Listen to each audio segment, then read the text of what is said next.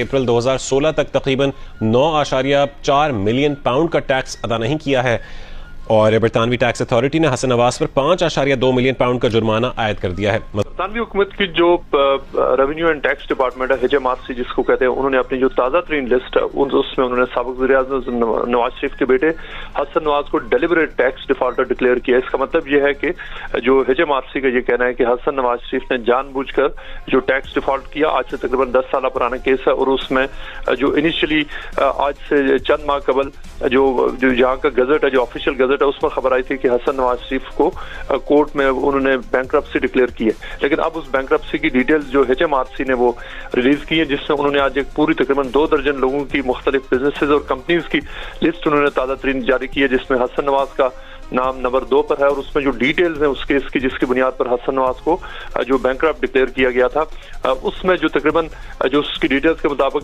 तकरीबन 10 लाख जो 9.4 million pound की अमाउंट बनती है, जो केस है अप्रैल 2015 का, जिसमें जो ओरिजिनल अमाउंट जो टैक्स की हसन नवाज की वो उन्होंने देनी थी, जो उन्होंने नहीं दी।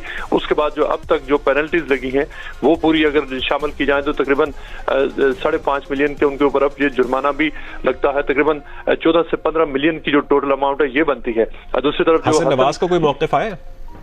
जी, हसन नवाज के जो वकला है उनसे हमारी बात हुई है। उनका ये कहना है कि ये एक पुरानी स्टोरी है। वो ये कह रहे हैं कि अब से सिर्फ 1 महीने के बाद हसन नवाज शरीफ की जो बैंक्रप्सी है वो खत्म हो जाएगी। उनका ये कहना है कि हसन नवाज ने 2015 से 16 तक टैक्सेस दिए थे, लेकिन जो HMRC ने 6 साल के बाद उनके ऊपर एक ऐसा केस खुला जिस पर हसन नवाज ने ये मौक़िफ़ लिया कि वो टाइम लिमिट खत्म होने के बावजूद उनसे टैक्स मांगा जा रहा है। लिहाजा मुर्तज़ा अली शाह तफसीलात से आगाह करने